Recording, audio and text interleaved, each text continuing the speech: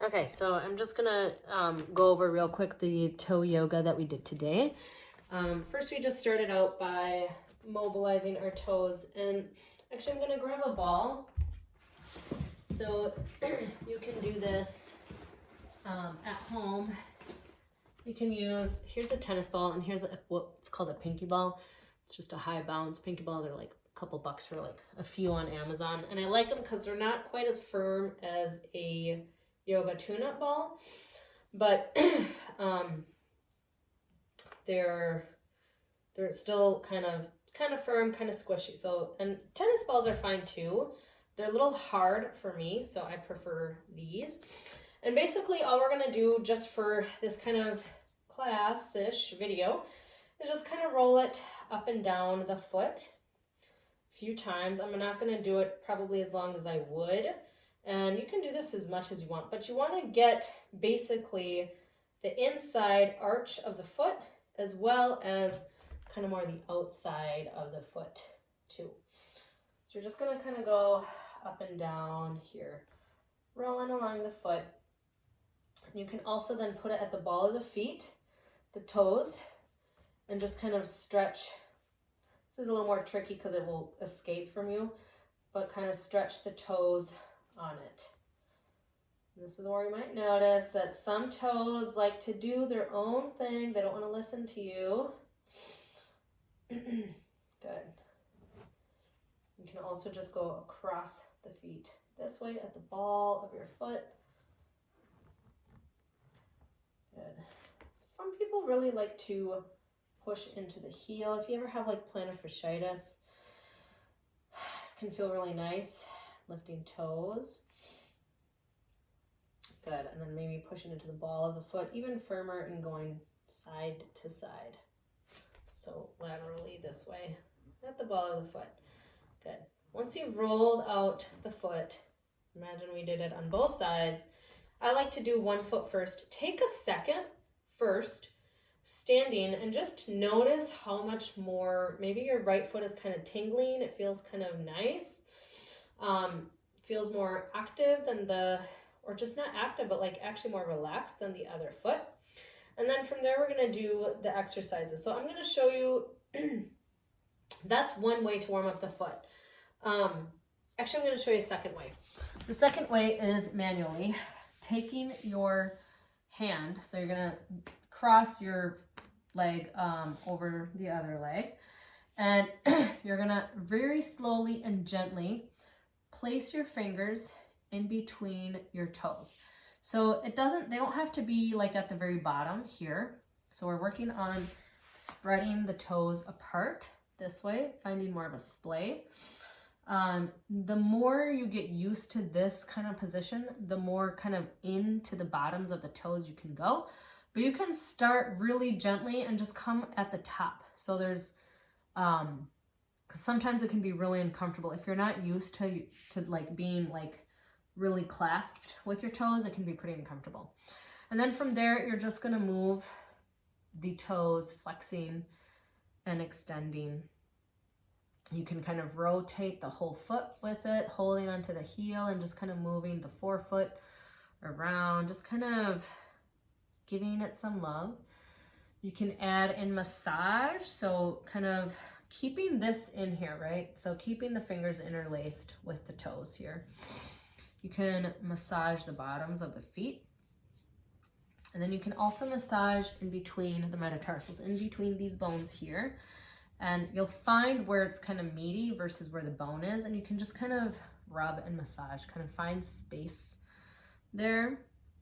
The more your toes are spread, the more splay you have, right? And the more stability you have. But also it helps with strengthening the feet. And using the muscles in our feet as they're intended. So shoes that we normally wear are not shaped like feet. So they're, like shoes that are pointed in the toes really bring our feet into this kind of position when naturally they want to be like this. And that helps with mobility. So if we have our feet like this all the time, when we're doing these poses and the standing up stuff and we have things going on in our hips, it could be because of our feet. Not necessarily, and that's not always the case, but for a lot of people, there's a connection between the feet and the pelvic floor, basically, as there is between the feet and the hips and the knees, even up to the neck. Good. So this is basically one way to kind of, I just popped it, fit my toe. This is one way to kind of warm up, okay? So you can kind of massage, you can use the ball, and then I want you to just take a second to notice how that foot feels. My feet look giant here. You're just gonna notice, right?